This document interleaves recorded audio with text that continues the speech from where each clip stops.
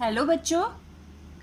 अब तक हम जान चुके हैं कि बहुपद क्या होते हैं और उसके प्रकार भी हमने देखे थे, रैखिक बहुपद और द्विघातीय बहुपद। तो आज की क्लास में हम डिस्कस करेंगे कि द्विघातीय बहुपद के गुणनखंड कैसे ज्ञात करते हैं, यानी उस समीकरण जो भी हमें द्विघातीय बहुपद दिया जाएगा उसको हम गुणनखंड में कैसे बदलेंगे। ये बहुत आसान है, बस आपको ध्यान से मेथड देखना है कि किस तरह से स्टेप बाय स्टेप उसे हम हल कर रहे हैं। तो स्टार्ट करते हैं। तो मान लीजिए हम एक एग्जाम्पल लेते हैं। हमें क्वेश्चन दिया हुआ है x² जमा 5x जमा 6, ये हमें दिया गया है। हमें इसके गुणनखंड निकालने हैं। तो सबसे पहले तो द्विघातीय बहुपद का जो मानक रूप है हम उससे इसे कंपेयर कर लेते हैं। क्या होता है वो?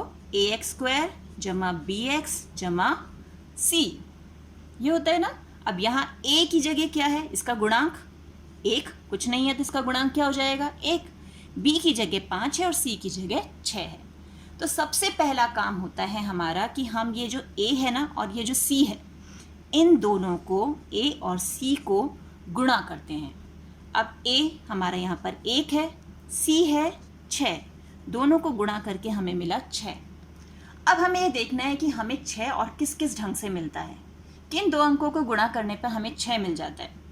1 गुणा 6 तो 6 है ही, 2 गुणा 3 भी 6 होता है, 3 गुणा 2 भी 6 होता है, और जल्दी बताओ, शाबाश, 6 एकम भी 6 होता है।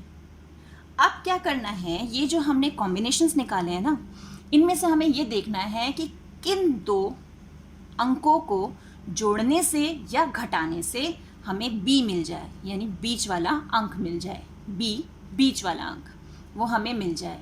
और उन अंकों को गुणा करने पर हमें ये जो हमने गुणा करके निकाला ये भी मिल जाए। तो अब 1 और 6 को जोड़ें तो 7 मिल जाता है, और घटाएं 1 माइनस 6 करेंगे तो -5 मिलेगा, लेकिन हमें तो प्लस का 5 चाहिए। 2 और 3 को जोड़ें तो क्या मिलेगा? 5 प्लस का मिलेगा ना, और गुणा करने पर 6 भी मिल रहा है। तो यानी हम 2 और 3 को ले सकते हैं इस 5x के लिए। अब हमें क्या करना है, हमने मान लीजिए इसे चुन लिया, हम 3 और 2 को भी ले सकते हैं, 2 और 3 को भी, क्योंकि ये तो सेम ही है। अब हमें क्या करना है, x² तो हमारा एज इट इज़ है, ये जो बीच वाला पद है ना इसको तोड़ना है। किस में तोड़ना है? जो कॉम्बिनेशन हमने ढूंढा है उसमें। यानी इस 5x को हम 2x जमा 3x लिख सकते हैं, जोड़ के फिर 5x ही बनेगा। तो हमने इसे तोड़ दिया, जमा 6। देख रहे हैं? अब हमें क्या करना है, जब हमने इसे तोड़ दिया, अब हमें एक जोड़ा ये बनाना है और एक जोड़ा ये बनाना है, और फिर इन जोड़ों में देखना है कि दोनों के पास कॉमन क्या है। इन दोनों में कॉमन क्या है? इसके पास भी x है और इसके पास भी x है। तो एक x हमने बाहर निकाल लिया, और ब्रैकेट में इसमें से एक x चला गया तो एक x अंदर बचा, जमा इसका तो एक ही x था, वही हमने बाहर निकाल लिया, तो बचा कौन? 2। अब ये बीच में जमा का निशान, अब ये 3x है और ये है 6। 6 को हम 3 गुणा 2 लिख सकते हैं, यानी इसमें से भी हम 3 कॉमन निकाल सकते हैं। अंदर यहाँ बचा x और इसका 3 यहाँ बाहर आ गया, तो बचा कौन? 2। देख रहे हैं, दोनों ब्रैकेट सेम आ रहे हैं, ये दोनों ब्रैकेट सेम आने चाहिए।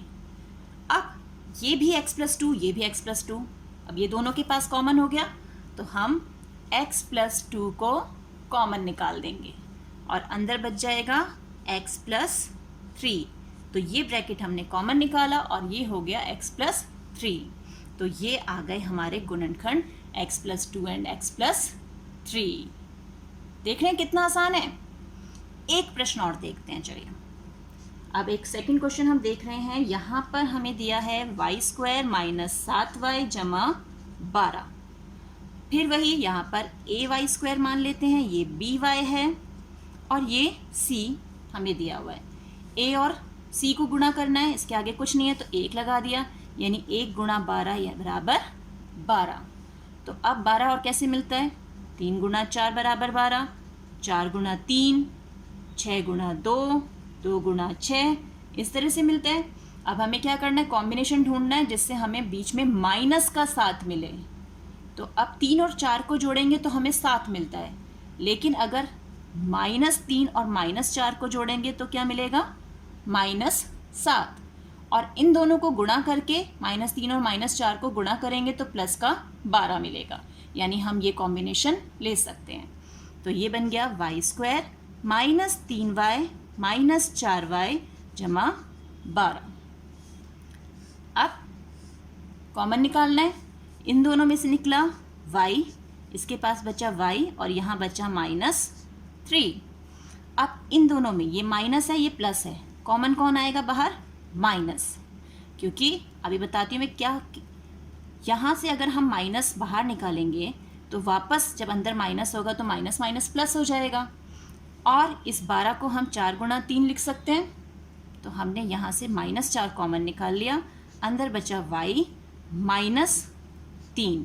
और वैसे भी ये प्लस में 2 थे ना हमारे पास लाइंस, एक लाइन यानी एक डंडा हमने बाहर निकाल लिया तो एक ही तो बचेगा, है ना? तो इस ढंग से भी हम याद रख सकते हैं। तो अब दोनों के पास ब्रैकेट में y -3 कॉमन है, बचा कौन? y -4।